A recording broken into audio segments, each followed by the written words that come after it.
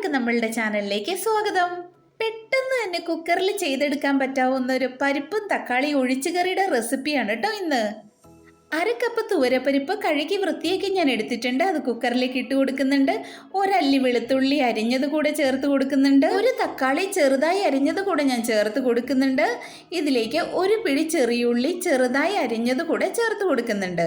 1/2 teaspoon മഞ്ഞൾപ്പൊടി, 1/4 teaspoon മുളക് പൊടി എന്നിവ ഇട്ട് കൊടുക്കുന്നുണ്ട്. പരിപ്പൊക്കെ വേവുന്നതിന് ആവശ്യമായ വെള്ളം കൂടെ ഒഴിച്ചു കൊടുക്കുക. പരിപ്പിനും തക്കാളിക്കും ഒക്കെ മുകളിൽ നിൽക്കത്തക്ക രീതിയിൽ വേണം കേട്ടോ വെള്ളം ഒഴിച്ചു കൊടുക്കാനായിട്ട്. ആവശ്യത്തിന് ഉപ്പും കൂടെ ഇട്ട് കൊടുക്കുക. എല്ലാം കൂടെ ഒന്നുകൂടെ ഇളക്കി യോജിപ്പിച്ചതിന് ശേഷം അടച്ചു വെച്ച് വേവിച്ചെടുക്കണം. കുക്കറിൽ 3 വിസിൽ വേണ്ടി വന്നു പരിപ്പ് വെന്ത് കിട്ടാനായിട്ട്.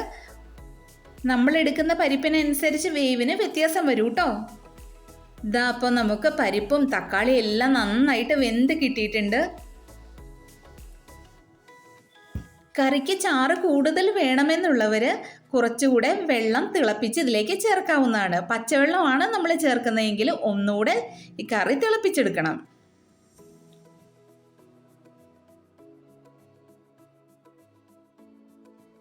ഞാൻ ഈ കറിയിലേക്ക് കുറച്ചുകൂടി തിളച്ച വെള്ളം ചേർത്ത് കൊടുക്കുന്നുണ്ട്. വെള്ളം ചേർത്തതിന് ശേഷം ഒന്നുകൂടെ ഇളക്കി യോജിപ്പിച്ചെടുക്കുക.